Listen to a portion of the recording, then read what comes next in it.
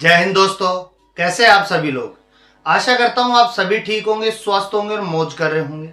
एक बार फिर से आपका अपने YouTube चैनल बोर्डजू में आपका स्वागत है। हम हमारे प्रीवियस टॉपिक पर वापस से चलते हैं। हमारा जो टॉपिक था वो कोशिका चक्र और कोशिका विभाजन था। कोशिका चक्र की बात लगभग हमने कर ली थी।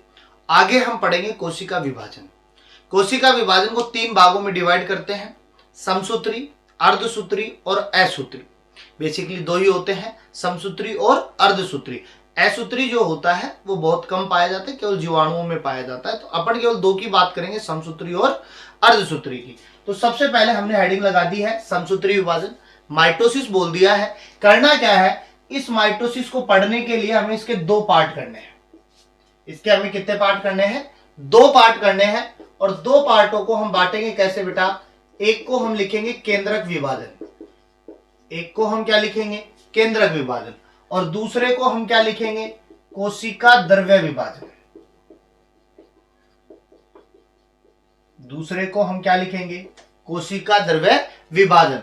अब समझिएगा, केंद्रक विभाजन को अपन लिख सकते हैं कैरियोकाइनेसिस, और इसको हम क्या लिख सकते हैं? साइटोकाइनेसिस। देखिए, अगर कुछ चीजें हिंदी में नहीं समझ में आती है तो हम उसकी क्या देख लेते हैं? इंग्लिश देख लेते हैं।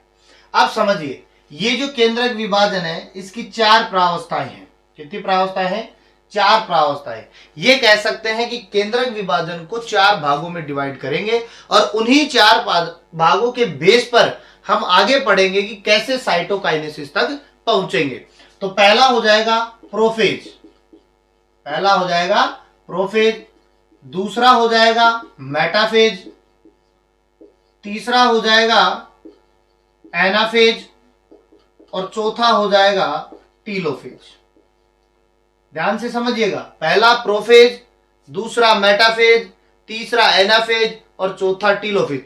क्रम से याद रखिएगा, जल्दी समझ में बैठेगा। हिंदी में बात करें तो इनको हम लिख देंगे पूर्वावस्था, दूसरी को मेटाफेज को लिखेंगे अपन मध्यावस्था, तीसरे को अपन लिखेंगे पश्चावस्था, टीलोफेज को लिखेंगे अंत्यावस्था। ध्यान से समझिएगा। अब ये समझिएगा पूर्वावस्था क्या है, क्योंकि सबसे पहले किसको पढ़ेंगे? प्रोफेज को पढ़ेंगे। तो सबसे पहले हम बात करेंगे प्रोफेज क्या होता है। तो समझिएगा, यह है सबसे लंबी प्रावस्था है। क्या है? सबसे लंबी प्रावस्था, अर्थात केंद्रक विभाजन के 4 प्रावस्थाओं में सबसे लंबी प्रावस्था जो है वो किसकी है? प्रोफेज की। तो एक बात तो यहां से क्लियर हो जाएगी। सेकंड बात समझो, यहां पे इसी को लेते हैं। सेकंड बात क्या कहता है? सेकंड बात कहेगा, और हमने पढ़ा था कि गुणसूत्र जो है, क्रोमेटिन जो होते हैं वो बिखरे हुए रहते हैं, पड़े रहते हैं, और वो आपस में जब मिलते हैं तो क्या बनाते हैं? गुणसूत्र। तो एक लाइन और लिख दो यहां पे, क्रोमेटिन संघनित होकर किसमें रूपांतरित हो जाएंगे? क्रोमोसोम में, गुणसूत्र में रूपांतरित हो जाएंगे। ये रूपांतरित हो गए अपने पास में। थर्ड पोर्शन क्या पढ़ेंगे इसमें अपन? सेंट्रोसोम। सेंट्रोसोम तारक काय, क्योंकि तारक काय होंगे तभी तो विभाजन की बात करते हैं। तो तारक काय कहां चले जाएंगे? विपरीत ध्रुवों पर। तारक काय कहां जाएंगे? विपरीत ध्रुवों पर।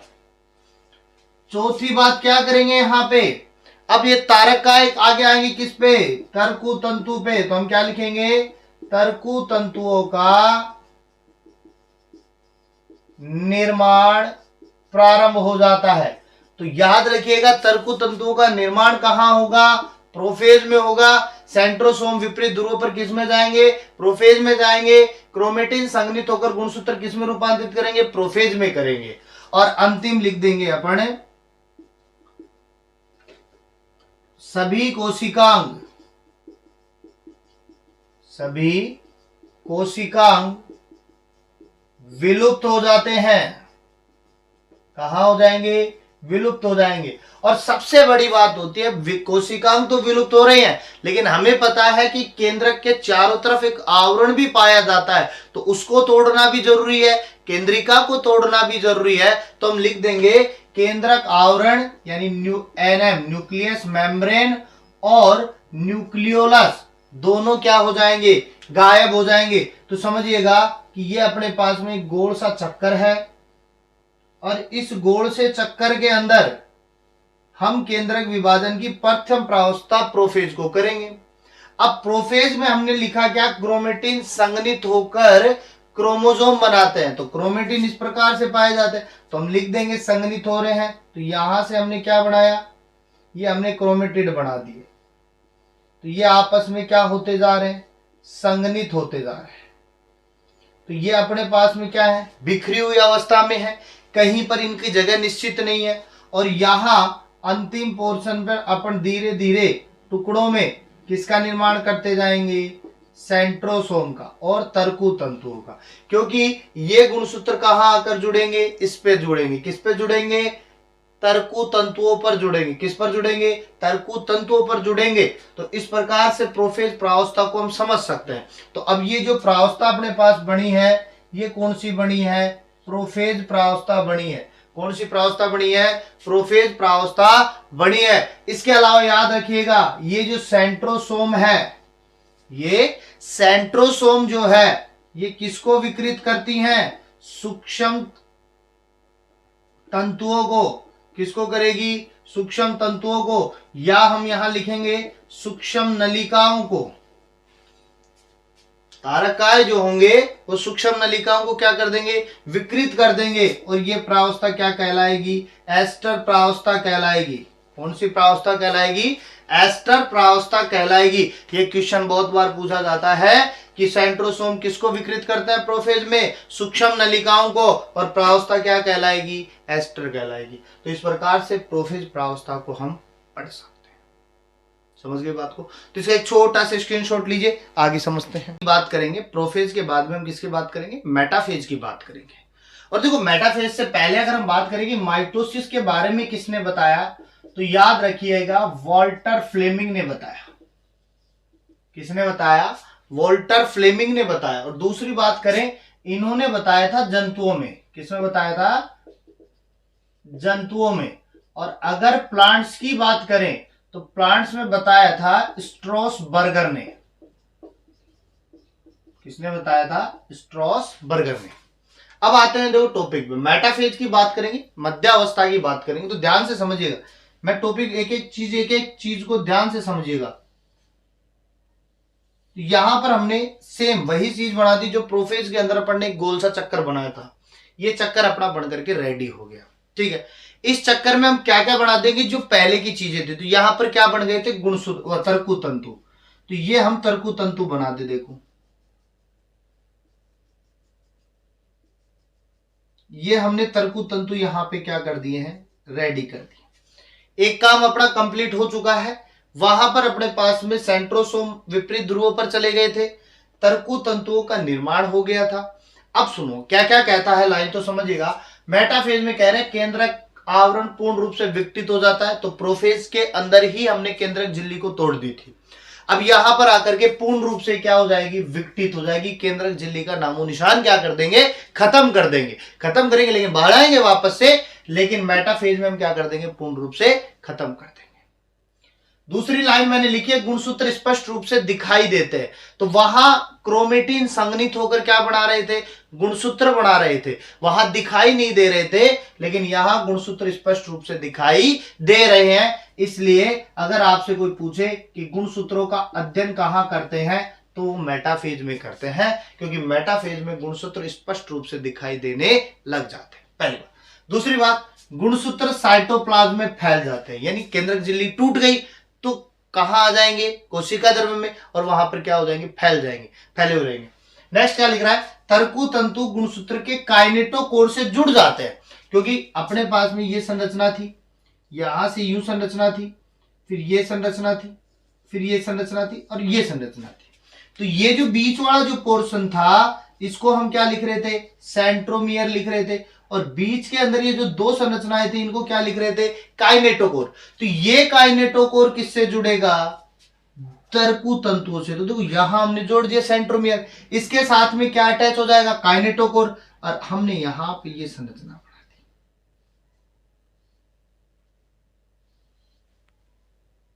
दी। ये लो बन गई अपने पास में। सेम संरचना हम यहां बना दे, देखो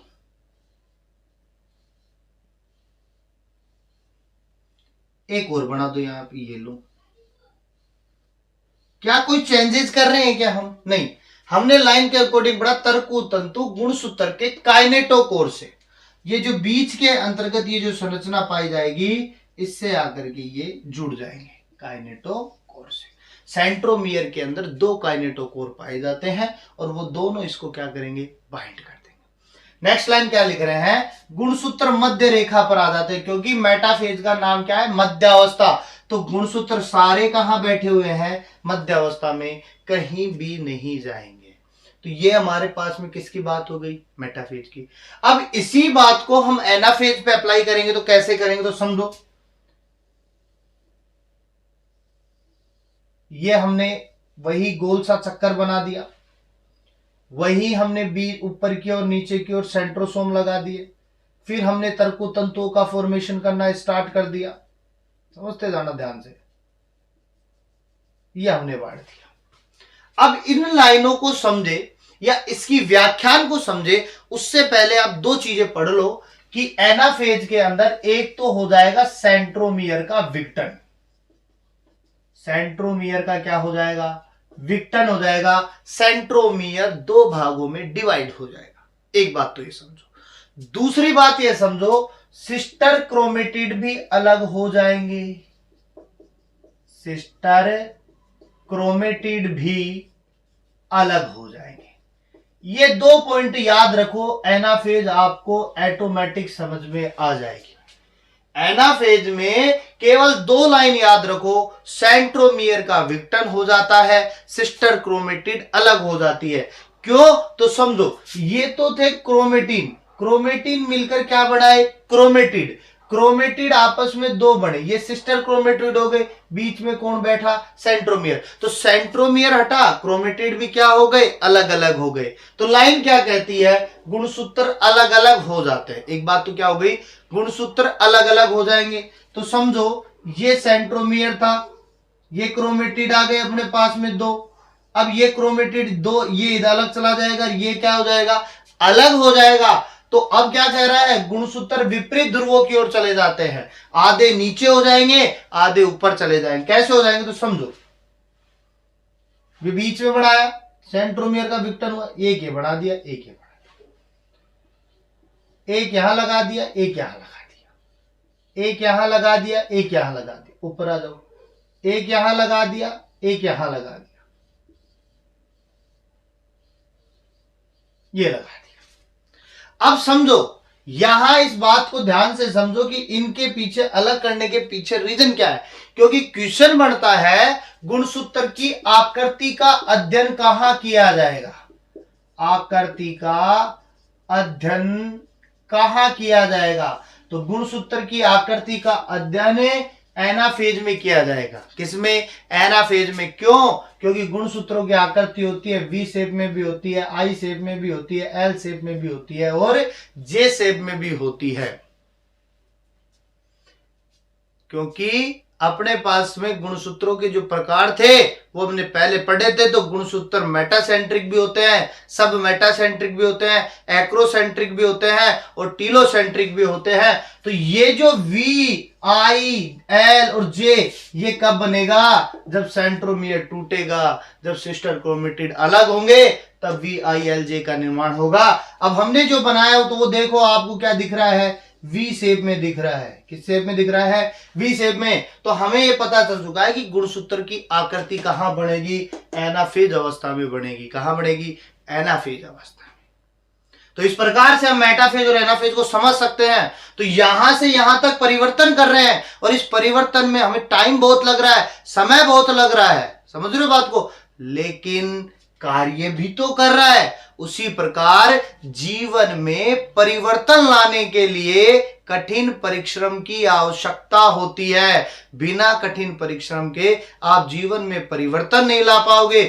परिवर्तन किसी प्रकार का कोई जादू नहीं है जो यूं ताली बजाए और परिवर्तन हो जाए अपने पास में। इसके लिए हमें क्या चाहिए? कठिन परिश्रम चाहिए, मेहनत चाहिए। बिना मेहनत के कुछ नहीं मिलेगा। समझ रहे हो बात को? तो इसका एक छोटा सा स्क्रीनशॉट लगा दिए, आगे बात करेंगे। एनाफेज के बाद में हम बात करेंगे टीलोफेज की, और टीलोफेज को हम एनाफेज के अकॉर्डिंग पढ़ते हैं, और जो लाइनें वहां लिखी थी उसी के अकॉर्डिंग पढ़ेंगे। तो हम क्या कह रहे हैं? गुणसूत्र पूर्ण रूप से विपरीत ध्रुवों पर स्थित हो जाते हैं। जो गुणसूत्र हमने आधे इधर रखे थे, आधे इधर रखे थे, वो पूर्ण रूप से व्यवस्थित हो जाते हैं कि अब हमारा स्थान यही है। और आगे चलकर ये भाग बीच में से क्या हो जाएगा? डिवाइड, केंद्रक दो भागों में टूट जाएगा। कोशिका द्रव्य में दो केंद्रक दिखना स्टार्ट हो जाएंगे कि अपने पास में ये कोशिका है, एक केंद्रक ये है, एक केंद्रक। यहां गुणसूत्र पड़े हुए हैं, यहां गुणसूत्र पड़े हुए। अब ये जो गुणसूत्र थे वापस किस में आएंगे? क्रोमेटिन में। जहां से स्टार्ट किया था वहीं वापस ला करके क्या कर देंगे? छोड़ देंगे, क्योंकि वापस से कोशिका द्रव्य के अंतर्गत विभाजित जब करेंगे तो दो कोशिकाओं के अंदर सेम क्रोमेटिन के रूप में गुणसूत्र दिखाई देने लग जाएंगे। समझे बेटा बात को? बात क्या कह रहे हैं? गुणसूत्र वापस किसमें? क्रोमेटिन में वापस आ गए, और सभी कोशिकांग वापस आ जाते हैं। जो गुण अपने पास में कोशिका द्रव्य से जो कोशिकांग गायब हुए थे वो टीलोफेज में वापस से बढ़ जाते हैं। अर्थात हम ये कह सकते हैं कि टीलोफेज भी एक लंबी प्रावस्था होती है। पहला हमने प्रोफेज को नाम दिया, दूसरा हम ये कहते हैं टीलोफेज भी क्या होगी? लंबी प्रावस्था। तो प्रथम अगर प्रोफेज को मान रहे हैं तो दूसरी लंबी प्रावस्था कौन सी हो जाएगी? टीलोफेज हो जाएगी। और अगर आपसे पूछे सबसे छोटी प्रावस्था होती है कौन सी, तो वो होती है एनाफेज। सबसे छोटी कौन सी होगी? एनाफेज। बाद में हम बात करते हैं कोशिका द्रव्य विभाजन की। इसे भी दो में पढ़ेंगे, जंतु कोशिकाओं के रूप में और पादप कोशिकाओं के रूप में, क्योंकि दोनों में क्या होता है? अलग अलग। दोनों में क्या होता है? अलग अलग। तो देखो, जंतु कोशिकाओं में किसी खांच के द्वारा, अर्थात कोई भी कोशिका द्रव्य उसमें क्या बढ़ जाएगी? खांच बनेगी। खांच बन करके दो भागों के अंदर क्या कर देगा? तोड़ देगा। सपोज देन ये कोशिका है अपने पास में, और इस कोशिका के अंदर ये दो केंद्रक बैठे हुए हैं, क्योंकि यहां पर बन चुके हैं दो केंद्रक टीलोफेज के द्वारा। अब क्या कह रहा है? ये कोशिका झिल्ली बाहर से भीतर की ओर संकुचित होती है। ये बाहर का पॉइंट है, ये कहां आने लगेगी? अंदर की ओर। कहां आने लगेगी? अंदर की ओर। कहां आने लगेगी? अंदर की ओर। एक समय ऐसा आएगा कि इतना अंदर आ जाएगी कि कोशिका द्रव्य दो भागों में टूट करके अलग हो जाएगा। समझिए बात को? तो इसलिए अपने क्या कहा? कोशिका दो भागों में बट जाती है। और आपने देखा होगा, अगर आपके हाथों को यूं बांध दिया जाए और आपको कहा जाए कि अब इनको तोड़ना है या खोलना है, तोड़ना है, क्या करोगे आप? आप किधर खींचोगे? अपन बाहर की तोड़ तब खींचेंगे, बाहर से अंदर की ओर लाएंगे, बाहर से अंदर की ओर लाएंगे, और जैसे अपन अंदर लाएंगे तो क्या हो जाएंगे? स्वतंत्र हो जाएंगे। तो सेम वही करता है, ये भी बाहर से किसको? कोशिका झिल्ली को किधर लाएगा? अंदर की ओर खींचेगा। कहां खींचेगा? अंदर की ओर खींचेगा, जिससे इसके कितने भाग हो जाएंगे? दो भाग। कितने भाग हो जाएंगे? दो भाग। और समझिए, पादप कोशिका क्या कहती है कि कोई भी कोशिका द्रव्य जो होता है या कोशिका द्रव्य विभाजन जो होगा, उसके अंदर एक कोशिका पट्टी का निर्माण करेगी। किसका निर्माण करेगी? कोशिका पट्टी का निर्माण करेगी। और वही कोशिका पट्टी जो है वो कितने में बटेगी? दो में। इसलिए अपन कहते हैं कि कोशिका भित्ति में क्या पाई जाती है? जीबी। कोशिका भित्ति में क्या पाई जाती है? जीबी। क्योंकि कोशिका भित्ति का फॉर्मेशन कौन कर रहा है? गोल्जी काय कर रहा है? कौन सा? डिक्टियोसोम कर रहा है। वहीं ये जो जीबी होता है ये क्या बनाएगा? फैगोप्लास्ट। जीबी क्या बनाएगा? फैगोप्लास्ट बनाएगा। और कोशिका भित्ति जो है वो अंदर से बाहर की ओर जाएगी। अंदर से बाहर की ओर यू कटेगी, अंदर से बाहर की ओर, अंदर से बाहर की ओर। और एक इस तरह ऐसा आएगा कि ये वापस से कोशिका भित्ति किनारों पर जाकर मिलेगी और दो भाग बना देगी। कितने भाग बना देगी? दो भाग बना देगी। तो इसको वापस समझो, दोनों हाथों को बांध दिया जाता है, या आपको कोई पकड़ रखा है यूं, बांध रखा है यूं, अब आपको खोलना है तो आप किधर जाओगे? बाहर थोड़ी जाओगे, अंदर से बाहर की ओर ही तो क्या लगाओगे? फोर्स लगाओगे। और इसी प्रकार से पादप कोशिका भी अंदर से बाहर की ओर फोर्स लगा करके दो भागों का क्या करती है? निर्माण करती है। तो इस प्रकार से हम समसूत्री विभाजन की बात कर सकते हैं। किसकी बात कर सकते हैं? समसूत्री विभाजन की बात कर सकते हैं। तो देखो, एक क्वेश्चन है जो बहुत बार पूछा जाता है कि एक कोशिका है और उस कोशिका से आपको 256 कोशिकाएं बनानी है। एक कोशिका से 256 कोशिकाएं बनानी है, तो आपको कितने समसूत्री विभाजन की आवश्यकता होगी, कितने समसूत्री विभाजन की आवश्यकता होगी।